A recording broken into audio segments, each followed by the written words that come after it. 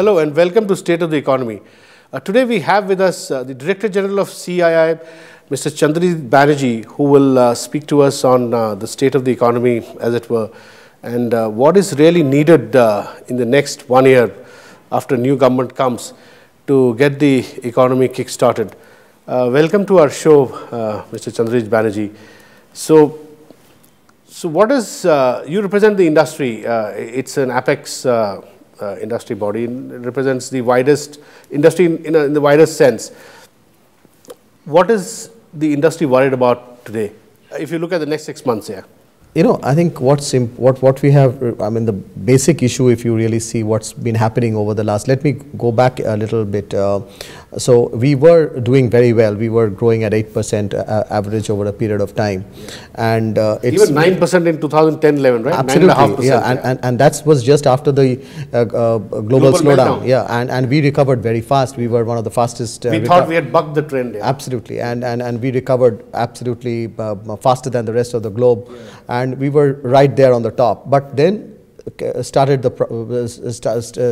what we are seeing today, and that was the start of that from after 2011, right? That's right, from 11 onwards, and that's when we saw growth tapering off. We saw there was, of course, a lot to be put onto the global issue. That time US was not going through the the right type of the Europe was very badly off, hit. Yeah. So there were a lot of global pressures on India, but more than the global pressures, I think there were a lot more that were happening internally. We at that point in time, we were going through a huge issue as far as our fiscal was concerned. And inflation was also a big worry. Big worry, and when inflation started hitting us in 10-11 itself, and that's the time when we got a little wary about where we are going to go through, and that's the point when we saw a lot of monetary tightening taking place, and other than certain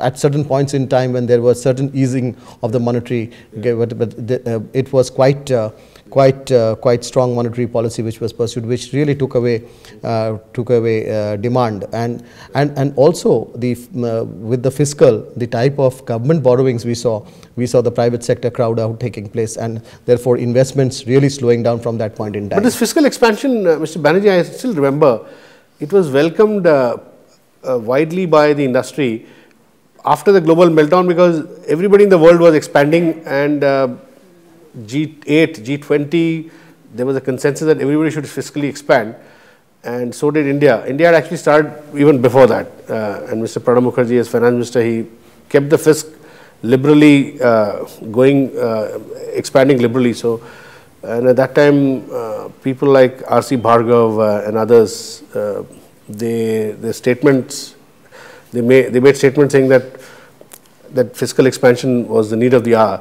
But then after 2011, in 2012, when things started going bad, there was a review of whether fiscal expansion was right or not. Now, there was wisdom by hindsight, isn't it? To a great extent, yes. But at that point in time, I think whatever happened was very important to see it in that perspective. Yeah. And if you really do that, I think at that point in time, one of the reasons why we recovered faster than the rest of the globe, as we were just discussing, was because of that. Yeah, sure. So, but we had, I think, the post that, I think we had to be a little bit more mindful of how we were to manage the economy. And so we didn't do that. I think that's where the challenges came much more prominently. We faltered. Yeah, that's right. Yes. But do you? How much would you attribute the current inertia, as it were? See, we are dealing with a deep inertia, which we are not able to come out of, and latest growth numbers showed 4.7%, right? So, right, 4.7. Yeah. So, so given the latest number, I'm not even sure whether we'll get 4.9% for the whole fiscal, if you take the average of all the quarters. Recently, Finance Minister said that he has addressed this inertia by clearing some 296 projects with 6.6 lakh crore worth of investments. He has unblocked these many projects. Do you think this will result in GDP growth going up at least by a percentage point? I think yes, 296 projects have been cleared. I mean, the CCI has done a great job in terms of clearing it. 6.6 trillion rupees of projects worth having. But yes, it's important to, but it has a time frame. It has a lag with which we can see all of them really the results to come. So I still think that it takes some time for these projects to be on ground, and we also have to be really keeping in mind that these projects were when an investor wanted to invest it 2 years back. And 2010, 11. That's right. And today we are standing 2 years later when the costs, etc., have gone up tremendously. So obviously there is going to be some time because there has to be renegotiation, re-understanding as to what the feasibility of it when we see this to come to fruition. But yes, better late than never. It's been done now, which is important. Could have been done earlier, which would have given us much better results. But that's a big important movement that we see, and that's really going to catapult growth to a great extent. Yeah. So, so in some sense, you're saying that the benefit of this unblocking of investments at this stage will be reaped by the next government, whichever it is, right? Yes, obviously. I mean, it would take time. So, sometime down the year, calendar year, you will see growth really picking up because of these projects really picking up. So, obviously, it would the benefits would be seen by the next government. And you know, this reminds me of a very interesting observation that Dr. Rangarajan made, Prime Minister's Economic Advisory Council Chairman. He said that India's incremental capital output ratio had temporarily risen because of these big investments getting blocked, which were in the pipeline. So they were not fructifying into output. And he argued that the moment these investments are unblocked, the capital output ratio will automatically adjust, and India would quickly go back to 7.5% growth rate. So, do you subscribe to that theory? You know, I would think that unblocking of all of this is going to be very important for to see movement in the economy, and it would obviously have its own trigger effect. But I think along with it, there is a lot more that needs to be done. A lot more that needs to be done to really see how we can sustain this growth. Okay. And there are newer projects which would be which would come in, which would need a mechanism to be cleared. Then there is an ecosystem which is to be seen in the context. So we this is the ecosystem you were talking about earlier. How that ecosystem also led to the growth slowing down. Absolutely. No, I want to, Mr. Banerjee, I want you to talk more about the ecosystem. Now, would you say that this ecosystem has been disrupted also because of what we saw in the last 3 years, a big anti-corruption campaigns, civil society campaigns, government getting embroiled in all kinds of cases of corruption, and as a result of that, other institutions asserting themselves, judiciary asserting itself, CAG, and new legislations like land reforms, land acquisition bill, which all these put together as a package has also led to increase in costs, right? Now, how much, what do your members say? What sort of cost increases will they experience when the next government comes? Because obviously everything is being auctioned now. You know, coal is going to be auctioned, spectrum costs are high, as it is the telecom industry is reeling under the new spectrum Absolutely, auction. Yeah. Coal, iron ore, now it's land, land is required for various roads and other projects. So how do you see all these new governance measures, but governance measures resulting in increase in costs? Yeah, while there would be increase in costs in the larger context, and which you are absolutely right, but much of it there was a necessity of cleaning up. So, and I think in that over a period of time, these costs. So you're saying long term it will be beneficial. It would definitely be beneficial, and it was important for the country to come. Yeah, we will take a small break here. Please don't go away. Keep watching RSTV. Welcome back to State of the Economy. We are talking to the Director General of CII, Mr. Chandrajit Banerjee. Mr. Banerjee, you said the industry would welcome all the churn that we witnessed in the last 3 years, political civil society churn, which has resulted in new governance, a new governance framework, as it were. We have a new Lokpal, we have new legislations, judicial accountability bill, we have some anti-corruption legislations coming up. So, in a sense, you're saying that some of these things will bring more transparency to the way business is done. So would the industry welcome this? It's not a one-size-fit-all type of a situation. So you really have to see from issue to issue as to how industry would really it would affect industry. Say let's take for example let's take the land issue, which is very land acquisition bill. Absolutely, and the country did not have proper land acquisition bill for years. So 1894, we were absolutely. So it is good to bring in something like that. I mean, when there was no process, we have at least brought in a process. We are defining very clearly what is public purpose. So there is in that there is much more clarity. So these things build in clarity. Of course, there are issues which industry is worried about. The issue of time frame, the issue of cost. Today, of course, the issue of retrospectivity also affects us. But at the same time, it is good to have something for the country in terms of R&R bill, so to say. So you're saying that if this is refined, that's right, and if it is made easily administrable and transparent, and you would also support new auction systems that have come up for resources. I mean, what for we have coal, for spectrum, etc. So what we have even if they've increased costs. So what we have said, I mean, very clearly is that auction should be the preferred method whenever we are, and we, from CII we actually mentioned that and recommended that auction should be the preferred method. But in certain cases where auction is not possible, you need to lay out a different process altogether. Say water, say for instance, and in certain cases land. You cannot go by auction. Sure. So it is important for us for these things to have some amount of today clarity, which is extremely important, both from the point of view of the from the point of view of governance as well as from the point of view of industry. Industry, sure, So another question that comes to mind, Mr. Banerjee, is that industry also needs to play a part in this new governance framework. In some sense, contribute to the new governance framework through its own best practices, right?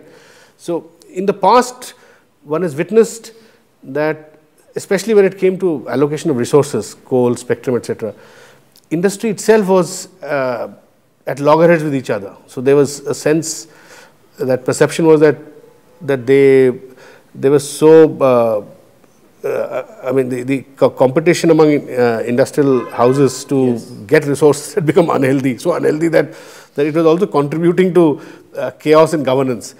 Now, how does CII deal with this kind of a situation? How do you have processes to sort of get the industry people to sit on a table and, okay, let's work on a certain framework with the government and go ahead, rather than each one trying to lobby for its own good and not for the larger good? There is a sort of a mechanism that has been there on several issues, and it's very interesting mechanism, and good that you asked, because what happens is sometimes one man's final product is the other man's raw material. Sure, and therefore there are many issues that come up, even conflicts that arise out of that, conflicts that arise out of as to how should be the spectrum, say for instance, be allocated. And we had natural resources allocation, a lot of debate within CII. So we have a mechanism where we get the different groups together. First of all, the segment itself sits together. They have their own discussion. Then you have cross segments. They sit together, and we try to moderate within that. So normally, what we do, we have the person who is supposed to take the sort of the moderator, so to say, or the chair of this. Sometimes we do not even pick him from the industry. So we bring him from outside the industry. So we have many people who have actually done it in the past, way back when, say, for instance, telecom was being discussed earlier also. So we have had people who come from outside the industry, people of repute, people of stature, who have been able to moderate such debates within.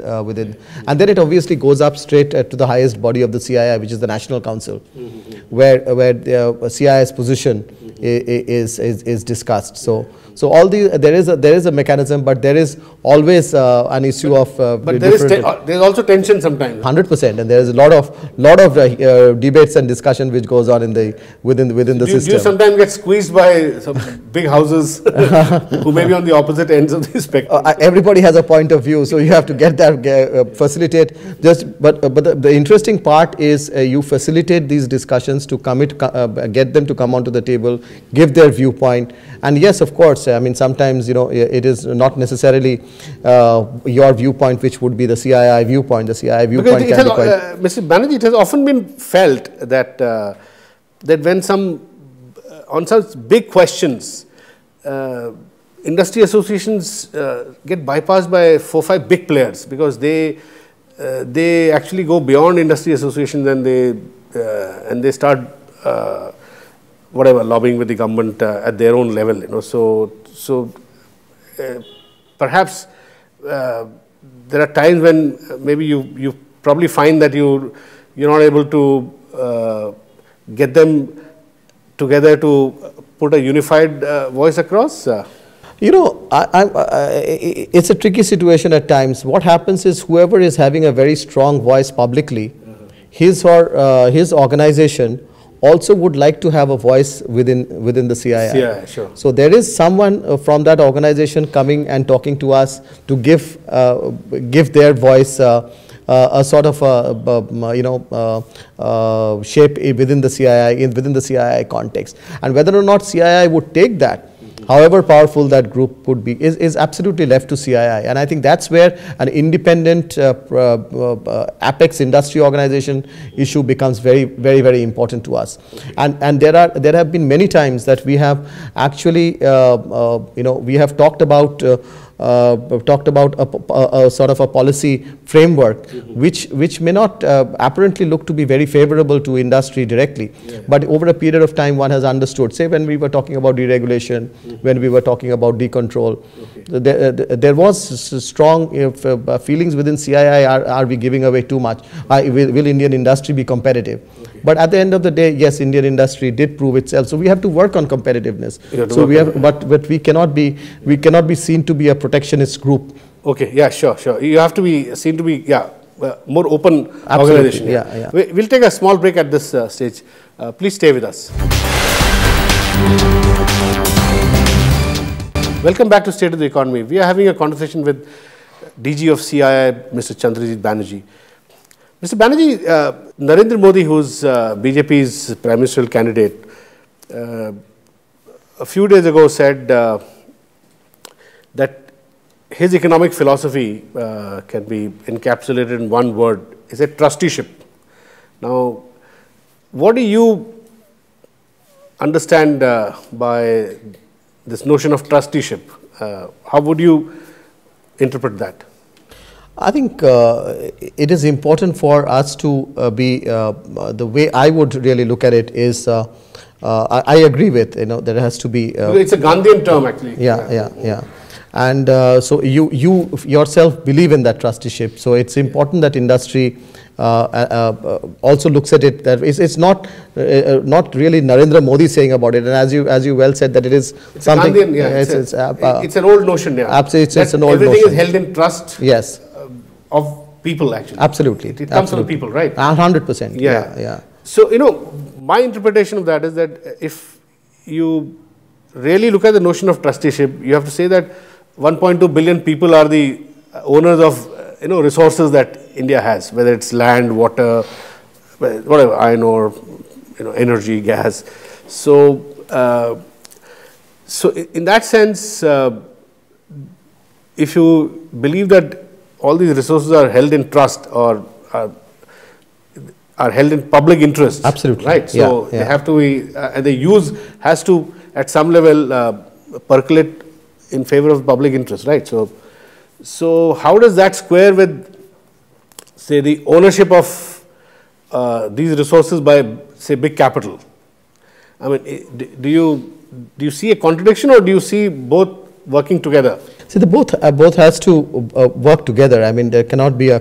I mean, while you can apparently see a contradiction, but there has to be both working together. And of course, these are scarce resources, and these are all resources. Say, we talked about land, we talked about, say, water, we talked about forest areas. So these are all at the end of the day belonging to people. Yeah. And then you are giving it for use to industry. Exactly. Yeah. And yeah, you're right. Yeah. We are 16% of world population, and we have less than 2-3% of all these resources. Absolutely. So, yes. They're so scarce that you have to work out a unique system, right? So there has to be a very fair system. Exactly, a fair system. A fair system of allocation, and a very fair and a strong mechanism which needs to be put. That's exactly what we have in fact recommended when we are talking about allocation of scarce natural resources. Okay. So when the new government comes to power, would CII, what are the 3-4 big reforms that CII would suggest to the government in the context that we just talked about resources? I mean, we worked on what sort of resource allocation package should the government follow, or what? I mean, no, I think that is one area which is going to be important, and I think that's something that we would, because we wasted 3 years on debating this, back and forth on this. With civil society fully involved. That's right. So no, we are very clear on that about how that should the roadmap in terms of allocation. So that's good. But for you asked me as to what we should be working with the new government, and I think I would really like to. I think our priorities with them would be to bring. The most important thing would be to bring back confidence. Yeah, okay. To bring back confidence, to bring back sentiments, that's to bring back psychology, growth, to bring back growth, which is extremely important. The other area which is, and I'm talking macro here because if we need to look at those areas, we are going to get about 10 to 12 million people coming into the job force every year. We need to provide employment. So the mantra has to be to providing and really job creation and getting employment. Creating entrepreneurs, creating employment, that's going to be very, very important, and that's going to really happen if you are able to encourage entrepreneurship, able to promote industry, able to promote manufacturing, and that's going to be extremely important. I think that's going to be one agenda that we are really going to focus on with the government very, very, very strongly. So manufacturing, job growth, job creation, that's going to be something that we are going to focus very strongly. And job growth, That's going to be, and there are several other reforms, which some of them have been initiated. The last 1.5 years, I must say, there are a lot of things which have been initiated. A lot needs to be taken forward. One of the things that we are stuck upon today, which we talked about revenues for the government, and we talked about the fiscal, is, say, for instance, GST, which would really spread the tax net so very strongly and bring in at least about 1.5 percentage growth points. It will be a big fiscal stimulus also, because it will reduce the tax rate by at least 4-5 percentage point if you remove the cascading taxes. Indeed. So there are some. So you believe that GST, there will be consensus on GST, because Finance Minister says that the opposition, for whatever reasons, blocked a movement on GST. So do you think the new government, whichever it is, will be able to push through? Going back 2 years, we were found at that point in time finding GST to be a very difficult thing to move ahead with. But in the last 2 years, we have been talking to political parties across the spectrum on GST. There's a lot of movement. There's been a lot of movement, and there is, I must say, there is agreement on most of the issues. So I do not think that GST should, and I think good work has been done over the last 1.5 years on GST. We have lost a little bit of time, and I don't think GST should be so much difficult for the new government to push ahead. At least one chief minister who's been opposing it may be in power as prime minister, so that problem will get solved, right? We hope whoever comes into power, they take it ahead in the right spirit. And also one last question, CII has often been found not to be taking positions on social issues, like in our polity, you cannot avoid debates, discussions around, reservations to Dalits, backwards minorities in the corporate sector. Now, that seems to be a burning issue.